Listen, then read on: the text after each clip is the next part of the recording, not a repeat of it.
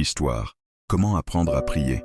Dans un petit village près de Yamoussoukro, vivait un jeune garçon nommé Kofi. Il voyait souvent sa grand-mère se lever tôt le matin pour prier. Elle fermait les yeux, parlait doucement et semblait très paisible. Un jour, curieux, Kofi lui demanda « Grand-mère, comment fait-on pour prier ?» Sa grand-mère sourit et répondit « Prier, mon enfant, c'est parler à Dieu avec sincérité. Ce n'est pas seulement réciter des mots, c'est ouvrir son cœur. » Elle lui expliqua qu'il existe différentes façons de prier.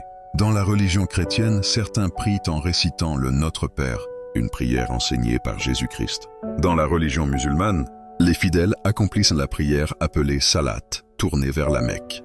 Mais le plus important, ajouta-t-elle, c'est d'être respectueux, reconnaissant et sincère. Elle donna à Kofi quelques étapes simples pour prier. Trouver un endroit calme, se concentrer et chasser les distractions. Remercier pour les bonnes choses. Demander pardon pour ses fautes. Demander de l'aide ou prier pour les autres. Le lendemain, Kofi essaya.